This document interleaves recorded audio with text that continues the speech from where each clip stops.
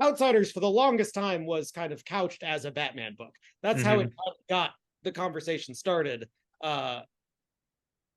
even though Batman was never actually going to be in it. Yeah, and I mean, you guys have talking about this book in particular, how most of the story is gonna have to do with them, Jace Fox and the name's escaping me right now, Luke Cassandra Fox. Cain. Oh, Luke Luke Fox, Fox and Kate Kane. I Kate know Kane. both There we James go. Fox and Cassandra Cain are also totally other Yeah, characters in the universe. but Thank but with them, you guys have talked about how it's important for you guys to bring them out of that shadow of Batman and kind of bring them in their own, and they're kind of over the whole superhero thing. And you guys have also talked about how this is going to be your first book that's not anchored in violence, or the first Bat book that's not anchored in violence. So without getting into like specific story details, can you kind of Did we talk say about that? that? Boy, I like that line. That's Yeah. good. So can you kind of explain that a little bit? And like I said, we don't have to get into specifics of the story, but just kind of No, your approach to that. 100%. So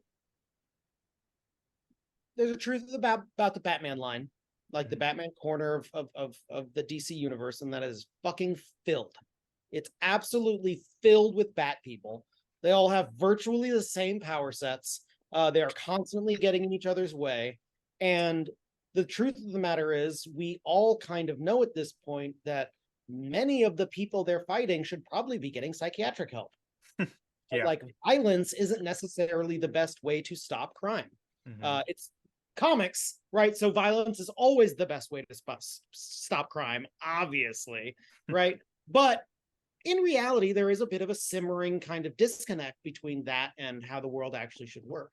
So we saw when we talked to Ben, he was like, wow, we're really looking for this all started because he was like, we don't really know. We'd like to do something with Kate Kane and we'd like to do something with Luke Fox. We're not quite sure what it is. Neither of these characters can really carry their own books. Mm-hmm. Maybe if they combined, we could do something. I don't know. That was the conversation we had with Ben as we were drinking delicious pilsners down at San Diego Comic-Con.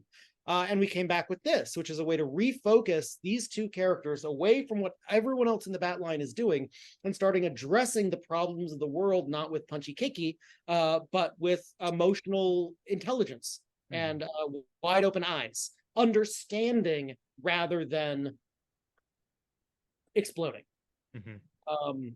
And I think that was kind of the litmus test for how we can approach this kind of heart and mind open Bat people rather than people who are hunting criminals.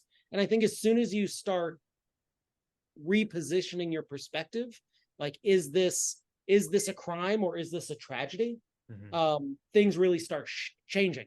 And especially when you have someone like Kate Kane, who is a veteran, right? Very much has been trained in black and white thinking, very much been trained in the necessity of going kinetic,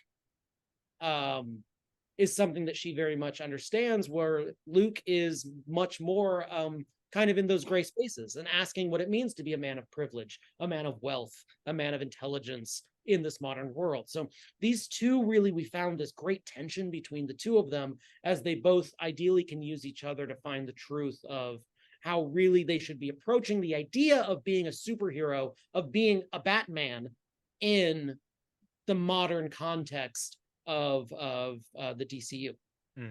Wow, I really love that, and I mean that's very kind of personal to me as well, because I'm a very kind of, I don't know what word you would put it, but leftist or whatever. But like, I don't know, I love those memes of like, oh, like guy went over his hours or whatever on his shift, and like Batman's coming down on him, just like beat the shit Oh, out fuck of yeah, him for yeah. something very benign. And it's like, I don't know, I just really like that approach to it. And like you said, like sometimes criminals or people that do things maybe against the law aren't necessarily bad people. Like Yeah. you said, there's ways beside, and like you said, mainly Batman villains, they need a therapist. They need a really good therapist, as opposed to, like you said, maybe just getting the shit beat out of them. So I think that's a very refreshing and interesting approach, and I think that's going to be so That awesome. that being said, like, I do want people to. We got some advice. This is great. This is advice Colin and Jackson have gotten from incredibly talented friends. We got some advice from James Tynan once. We were talking about, because like Jack and I love sad boy stories, Mm-hmm. right? And James at the time was like, guys, you got to remember, superhero comic books are professional wrestling, right? Okay. People are showing up for the story, but they still want muscle guys in bitching suits making big smash ups, Mm-hmm. right? And by which he means you need part and parcel of the buy of the social contract between you give me $4, I give you funny book, Mm-hmm. is somewhere in there your jaw is going to drop from the spectacle, right? A lot of times people equate spectacle with violence, so they're Mm-hmm. like, oh, this needs to be a punchy kicky. I fucking love punchy kicky, right? Mm-hmm. Remember, it comes back to like I'm the explosions guy, like Yeah. the explosions, nothing but explosions, and I'm a happy camper. Mm-hmm. But man cannot eat on explosions alone.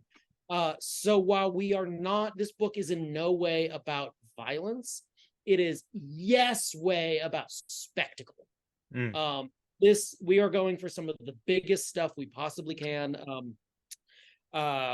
Robert Carey is this Irish artist. Very few folks have heard of him. He's kind of air quotes brand new on the scene, Mm. but we're gonna introduce him to the world, and he fucking rips. He's so goddamn good.